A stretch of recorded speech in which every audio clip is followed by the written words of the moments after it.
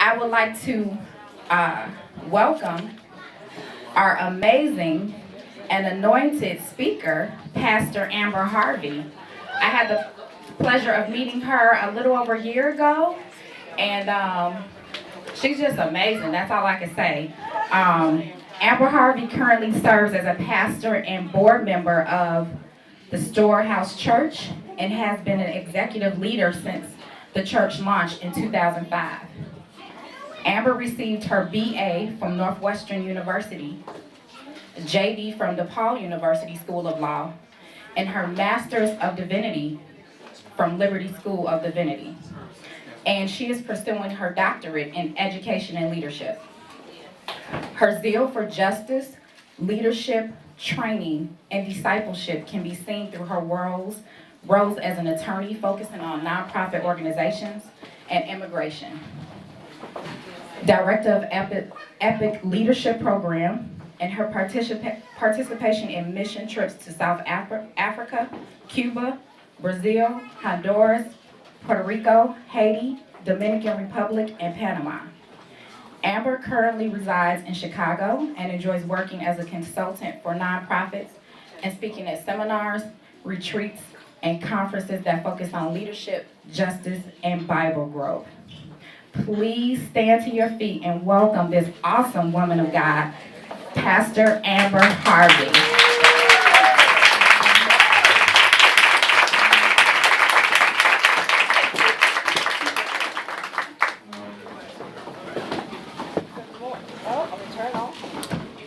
Good morning. God bless you all. Good morning. That made me sound real good, didn't it? I gotta take her wherever I go. She just walk around and do things.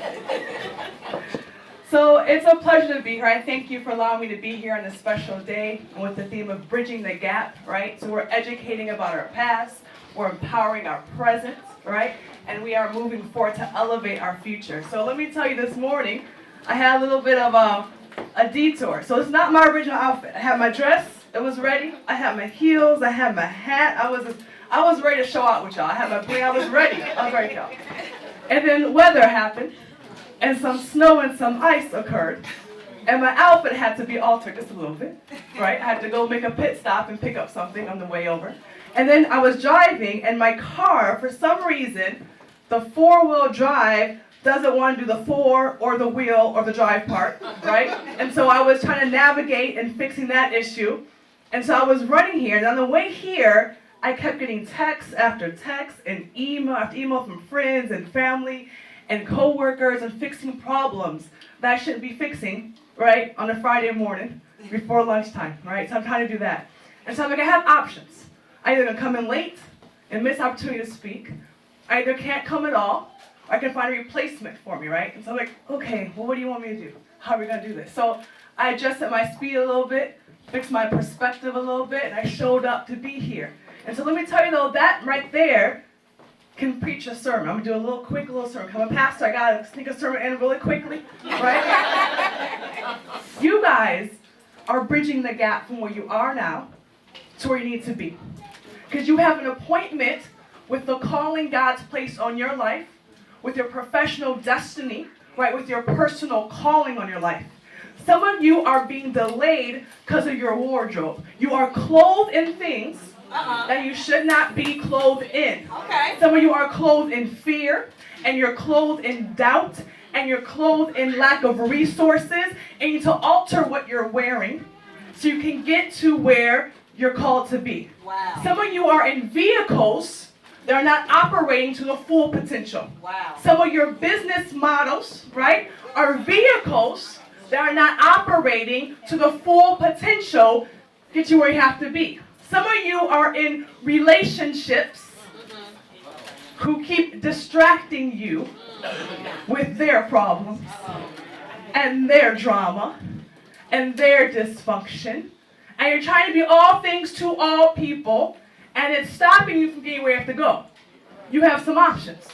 You can arrive late to your destiny.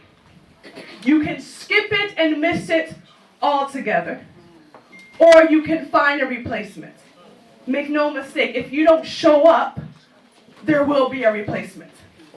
If you don't want to be a leader in your community, to teach economic health, teach credit repair, teach how to invest in property, a leader will show up instead and get those clients. All right. If you don't want to show up as a parent to lead your household well, social media will parent your children for you. A leader will show up. If you don't handle your health and keep your body in order so you can do what you're called to do, someone else who's ready with zeal and passion and energy will show up and take over your region or your district. Adjust your wardrobe a little bit. Fix your vehicle. Get rid of those distractions. Now, bridging the gap has 3 components. I absolutely love this thing, right?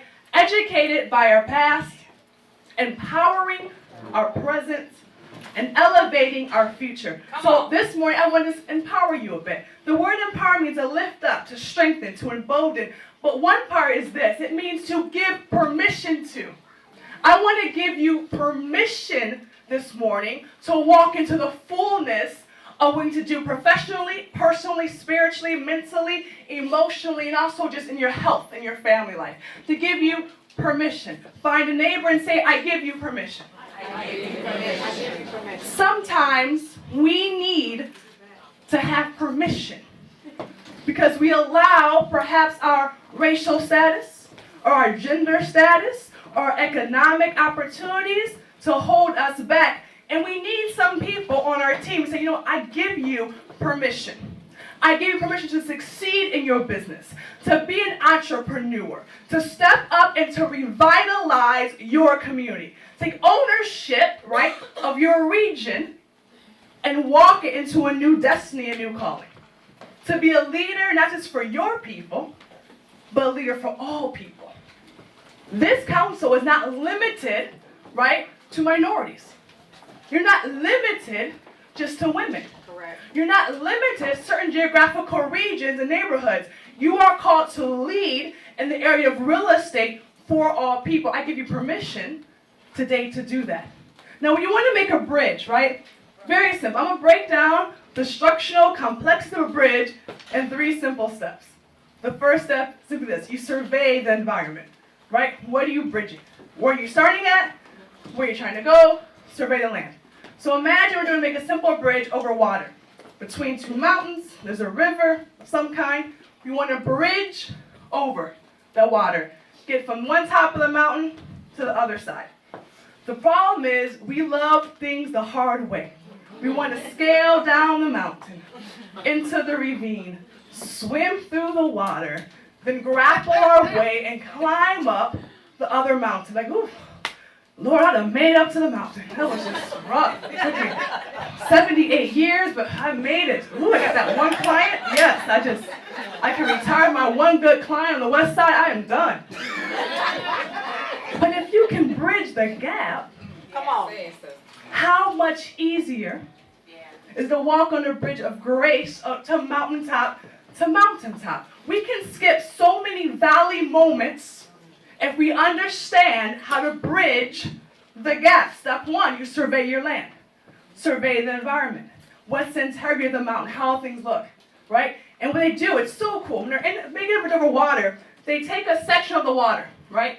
And they stop the natural flow of the water. To break off the section, they pump out water out of that one little section because they're going to build a foundation. That's step 2, right? You're building a foundation. You're using your resources you have and not the cheap materials, y'all. Come on. It's the high quality materials to build up the bridge foundation. Have your team of workers and people who are doing blueprints and architects and planners, engineers and workers, and you're making that area ready for the bridge. That's step 2. Step 3, you make like the planks and the gangway, the part that you actually walk on top of the foundation, get you from point A to point B. 3 simple steps, right? Tell someone, I give you permission. I give you permission. I give you permission to build this bridge in your life. Step 1, you survey the environment, right? You need to learn to be educated by your history. What is your history telling you? What is your history showing you? I give you permission to look back at your failures and to learn something from that. A failure does not define you. It does not stop you, it just educates you. Something to understand that through what we've been through, we've been educated on how not to have a client, or who not to choose certain business partners, who not to be in a relationship with, where not to go, who not to be in love with. We have to be educated about our past, right? When we're educated about our past, we can properly build the next foundation. When you're building that area about your past, you're looking to see if you can stop the natural flow of the water. Some of us, because of our past, we feel we are bound to a certain flow of our history, a certain flow of our vision. Because I'm African American, I'm stuck in a flow. Because I'm a Latino, I'm stuck in a certain flow. Because I'm a female, I'm stuck in a certain flow. Single mom, a certain flow. Economic status, certain flow. Educational, certain flow. And we let our past dictate to us the current of our life. When you bridge the gap, you stop the natural flow of the water to build a foundation. You stop the natural flow of who they said that you're going to be, on what they said you can achieve, on what income brackets you should be standing in. You stop the natural flow. Said you couldn't do it because you're a minority? Stop the flow. You couldn't do it because you're a woman? Stop the flow. You couldn't do it because you're a single mom? Stop the flow. Because you're not educated? Stop the flow. Your job, right, to bridge the gap, to build a bridge, is to stop natural flow. That's step one. Step two, right? You have the resources. You get the workers to make the foundation. You're empowering your present. You are giving permission for yourself in this present time to allocate and to look for resources and partnerships and a tribe and people who are with you, who will speak a thing that is not as though it were. Some of you have too many people around you who are speaking about your past, about what you can't do, you can't meet that quota, you can't make that thing, that's not going to work out for you, that's difficult. Get rid of those people. Amen. They have no place in bridge building. Those people are ditch diggers.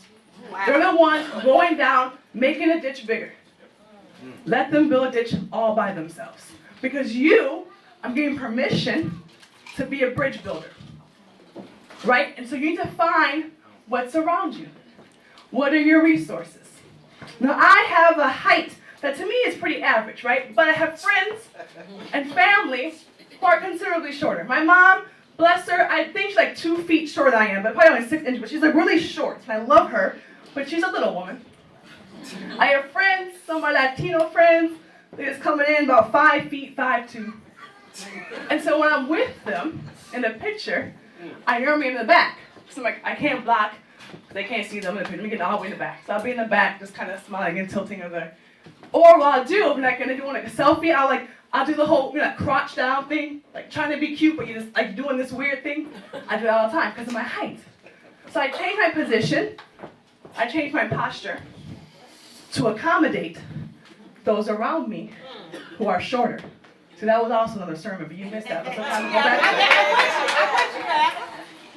Some of you, in your current situation, you are changing your position and your posture to accommodate people in your life and expectations of society that are telling you to crouch down. I give you permission to fix your posture and to rock your crown. I give you permission to step up to the front. You don't have to always be the one in the back. You can be the entrepreneur. You can be the boss of the place. You can run your own thing in your own region. I give you permission to fix your posture. You don't have to downsize and to slow down because your comrade over here isn't ready to go where you want to go. They may not want increase this year. They'd be totally content and satisfied with their 2 clients. And that's okay for them. But why would you crouch to say, okay, I'll just walk with you slow with 2 clients for all year? Fix your posture. Some of you have friends who are like, really? You're going to another event for real estate? Aren't you over that? That hobby?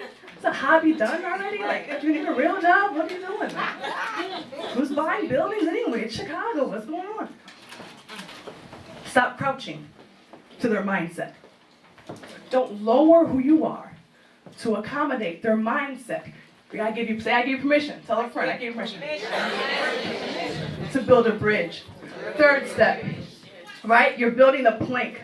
And so when you build the plank, the third step is this. You need to take consideration if the river, the body of water, will rise. Because if it rises too high, right, you'll flood the bridge. So you need to build it high enough.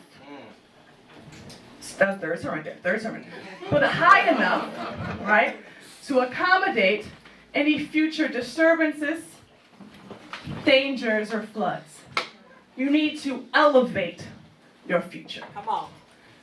Where you are today should not be where you are when I see you next year. Correct.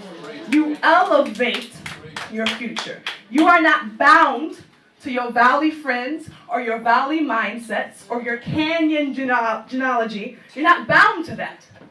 You elevate where you're supposed to be. Because if you believe that you are positioned for a purpose, you've been called for a reason, that God has placed on you this God image of Him on the inside of you, then you have to elevate. You have no option. If you don't elevate your future, you are mocking the Creator who made you.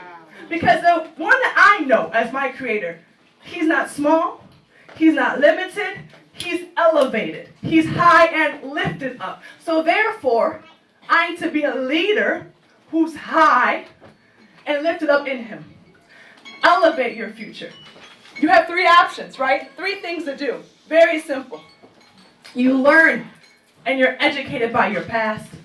You empower your present. And you elevate your future. Some of y'all change your wardrobe.